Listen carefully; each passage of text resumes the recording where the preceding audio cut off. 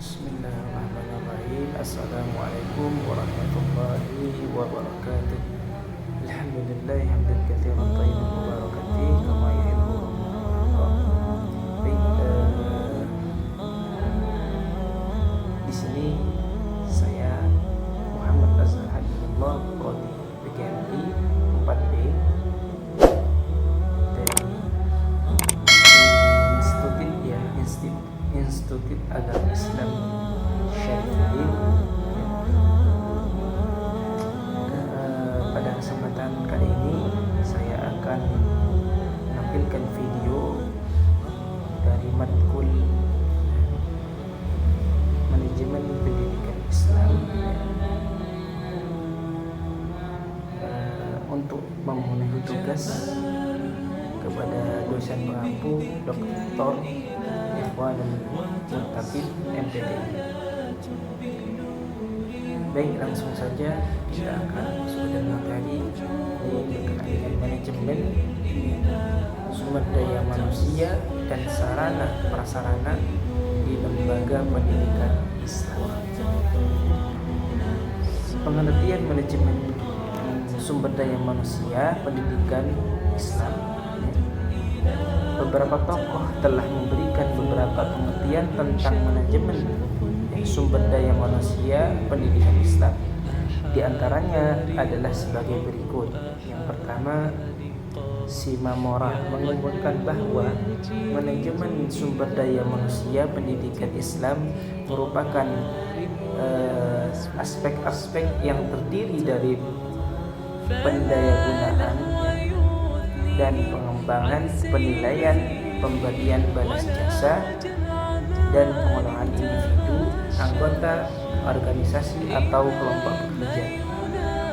Yang kedua, Kessler mengemukakan bahwa manajemen sumber daya manusia pendidikan Islam merupakan suatu kebijakan dan praktek yang dibutuhkan seseorang dalam menjalankan aspek sumber daya manusia pendidikan Islam dari penangkutan, penyaringan, pelatihan, pengembangan, dan penilaian di lembaga pendidikan Islam. Yang kedua adalah Sekular mengemukakan bahwa manajemen sumber daya manusia pendidikan Islam merupakan pengakuan tentang pentingnya sumber daya manusia pendidikan Islam dalam memberikan kontribusi untuk mencapai pendidikan lembaganya dan penggunaan beberapa fungsi dan kegiatan untuk memastikan sumber daya manusia pendidikan Islam produktif dalam mencapai tujuan-tujuan organisasi dan pemuasan kebutuhan pekerja secara individual. Kutip dari Edi Sustrisno, Manajemen Sumber Daya Manusia 2012, Jakarta, Renada Media Group. Kemudian urgensi dan tujuan manajemen sarana dan prasarana. Pertama, manajemen sarana dan prasarana yang berkualitas mempunyai peranan yang sangat urgen atau sangat penting dalam meningkatkan kreativitas peserta didik melalui langkah-langkah diantaranya seperti perencanaan, pengadaan, penggunaan, dan pemeliharaan, inventarisasi, dan penghapusan sarana dan prasarana. Kemudian tujuan manajemen pendidikan Islam adalah menggunakan dan mengelola sumber daya pendidikan Islam secara efektif dan efisien untuk mencapai tujuan pengembangan, kemajuan, dan kualitas proses dan hasil pendidikan Islam itu sendiri. Ini termasuk urgensi atau sangat penting dalam meningkatkan kreativitas peserta didik serta tujuan sarana dan prasarana. Kemudian prinsip-prinsip manajemen sarana dan prasarana. Prinsipnya ada 4 prinsip. Kami akan jelaskan 4. Yang pertama, prinsip pencapaian tujuan. Pada dasarnya manajemen perlengkapan sekolah dilakukan dengan maksud agar semua fasilitas sekolah dalam keadaan kondisi siap pakai. Yang kedua, prinsip efisiensi.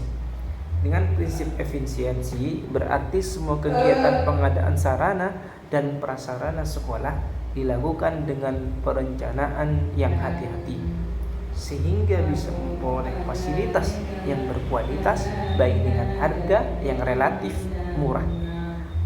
Kemudian prinsip administrasinya. Di Indonesia terdapat sejumlah peraturan perundang-undangan yang berkenaan dengan sarana dan prasarana pendidikan. Itu prinsip administrasi. Kemudian yang terakhir prinsip kekohesifan. Dengan prinsip kekohesifan ini berarti manajemen perlengkapan pendidikan di sekolah tentunya ya hendaknya terwujudkan dalam bentuk proses kerja sekolah yang sangat kompak. Jadi seperti ini prinsip-prinsip manajemen sarana dan prasarana. Ruang lingkup manajemen sumber daya manusia dalam pendidikan mencakup hal-hal sebagai berikut. Yang pertama, perencanaan sumber daya manusia. Yang kedua, analisis tenaga pendidik dan tenaga pendidik. Pengadaan tenaga pendidik dan tenaga pendidikan.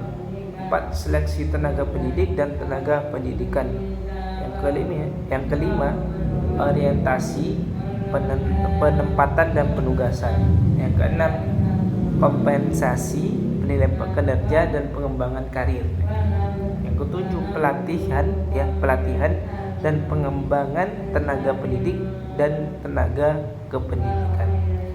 Yang kedelapan, penciptaan mutu kehidupan kerja dan perundingan tenaga pendidik dan tenaga pendidik. Yang kesembilan, riset tenaga pendidik dan tenaga kependidikan. Kemudian yang terakhir, pensiun dan pemberhentian tenaga pendidik dan tenaga kependidikan. Ini suatu ruang lingkup. Baik, kemudian selanjutnya peran lembaga pendidikan dalam pemanfaatan sumber daya manusia. Bagaimana pemanfaatannya, seperti apa dan bagaimana. Lembaga pendidikan berperan penting ya, sangat penting sekali dalam pemanfaatan sumber daya manusia ya. Bagaimana tidak penting ya, melalui proses belajar ya, lembaga pendidikan membantu individu ya, mengembangkan potensi dan pengetahuan, keterampilan dan nilai-nilai yang diperlakukan untuk memanfaatkan sumber daya manusia secara optimal. Jadi itu secara singkat saja ya, semoga bisa difahami. Manajemen sarana dan prasarana dapat diartikan sebagai proses kerjasama pendayagunaan semua sarana dan prasarana pendidikan secara efektif dan efisien.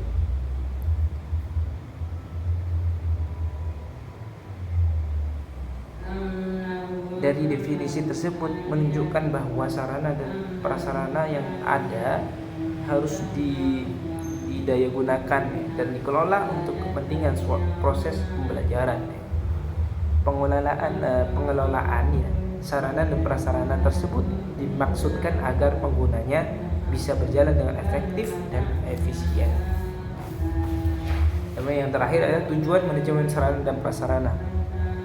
Pada dasarnya manajemen sarana dan prasarana pendidikan memiliki tujuan yaitu yang pertama menciptakan sekolah atau madrasah yang bersih, rapi dan indah sehingga menyenangkan bagi warga sekolah dan madrasah. Yang kedua, tersedianya sarana dan prasarana yang memadai baik secara kualitas maupun kuantitas dan relevan dengan kepentingan dan kebutuhan pendidikan. Baik, demikian yang dapat kami sampaikan. Semoga bermanfaat, semoga bisa difahami ya. Kurang dan lebihnya kami mohon maaf. Apabila ada kesalahan itu dari saya, semoga bisa dimaklumi. Saya akhiri, wassalamualaikum warahmatullahi wabarakatuh.